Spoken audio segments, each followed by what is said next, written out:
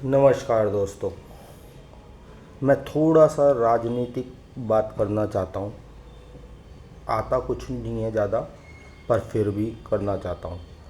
अब महाराष्ट्र और झारखंड में चुनाव होने वाले हैं आने वाले समय में। 23 तारीख को रिज़ल्ट आएगा। लेकिन उससे पहले यही बताना चाहता हूँ मैं कि राजनीतिक पार्टियाँ आजकल क्या क्या चीज़ें कर रही हैं आपके सामने देखिए। हर कोई रेवड़ियाँ माटे में लगा हुआ है। ये रेवड़ी शब्द लाया कौन था? बीजेपी।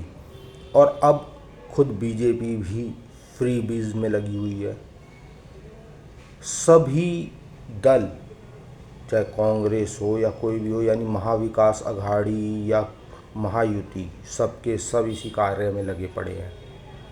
आप लोग ये भी देख रहे होंगे, हर कोई आजकल धर्म के ऊपर शुरू हो गया है बात करना।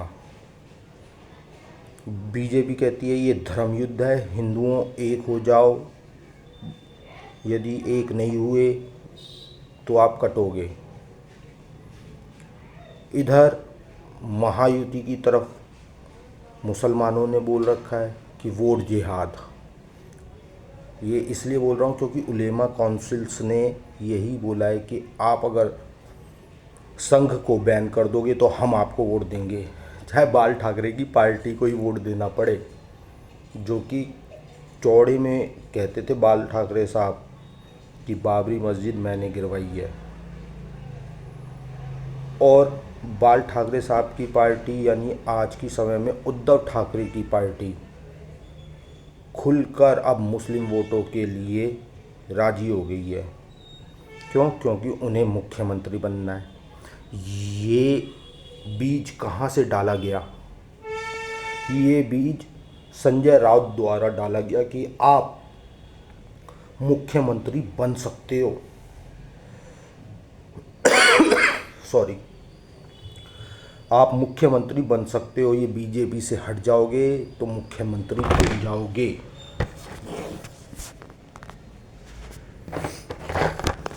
क्या करूं, अभी छोटे लेवल पे हूं तो ऐसे ही करना पड़ता है जुगाड़। तो कहाँ थे? संजय राउत साहब पे। अच्छा, वैसे तो ये बोला जाता है कि बीजेपी सांप्रदायिक पार्टी है। अब ये बात कोई नहीं बोल रहा है कि देखो मुस्लिम वोटों का ध्रुवीकरण हो रहा है, तो कांग्रेस और उद्धव ठाकरे की पार्टी और शरद यादव की पार्टी ये सांप्रदायिक ध्रुवीकरण कर रहे हैं। मुसलमानों को पूरा इकट्ठा कर लो जी, ये वोट तो हमें मिलेगा ही मिलेगा, और 10-20% हिंदुओं का वोट मिल जाएगा, सत्ता हाथ में। यही नियम था शुरुआत से कांग्रेस पार्टी का, तभी तो इतने सालों तक राज करा उन्होंने।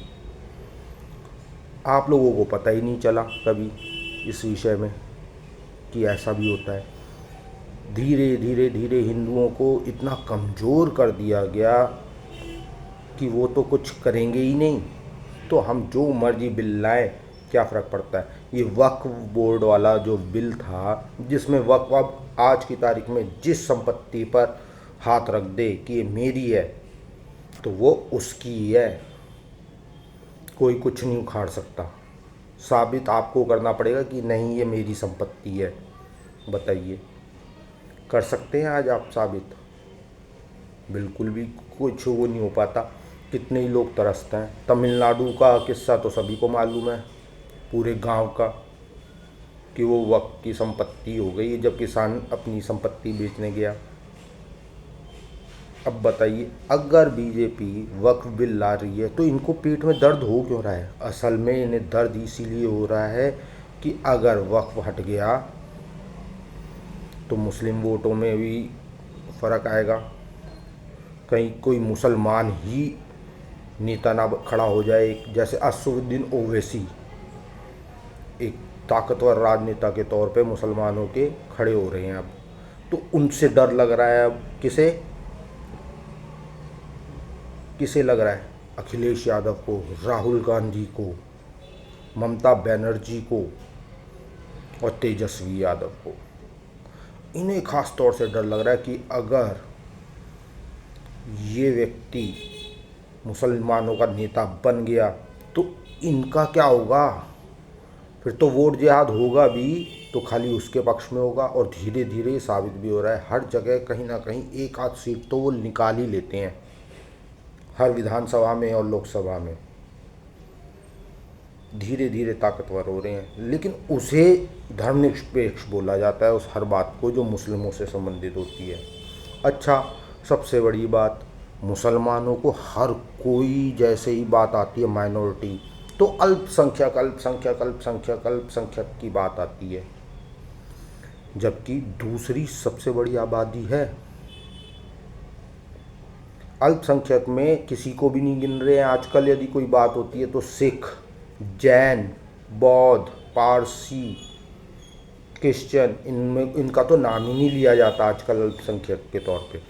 अल्पसंख्यक में किसे माना जाता है? सिर्फ और सिर्फ मुस्लिम समुदाय का नाम लिया जाता है, जो कि सबसे बड़ी पार्टी है आज के दौर में, दूसरी सबसे बड़ी जनसंख्या। अगर कोई जनसंख्या 10% पार हो चुकी है बहुसंख्यक के मुकाबले, तो उसे आप अल्पसंख्यक कैसे मान सकते हो? मेरा तो यही सवाल है सबसे बड़ा। और वो तो 10% भी नहीं है आज के दौर में, वो खुद बोलते हैं कि हम 23% हैं, और महाराष्ट्र में तो 12% हैं। उज्ज्वल निकम का केस तो आपके सामने है ही, लोकसभा में कैसे आ रहे थे। केवल एक विधानसभा में सारे मुस्लिम वोट उनके अगेंस्ट गए, और जहां वो 5 में जीत रहे थे उस एक विधानसभा से वो हार गए। वोट जिहाद, तभी शब्द यह आया है। मैं तो बस इसी बात पे फोकस रखना चाहता हूँ आपका कि मुस्लिम अल्पसंख्यक कैसे हो सकते हैं जब दूसरी सबसे बड़ी आबादी है।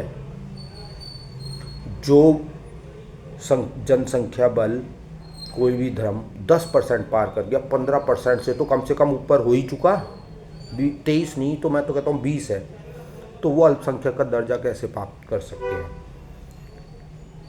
देश में सबसे बड़ी बहस तो यही होनी चाहिए कि इन्हें अल्पसंख्यक दर्जे से बाहर किया जाना चाहिए। इस पर आप सब सोचिए, फिर बात करते हैं आगे। धन्यवाद।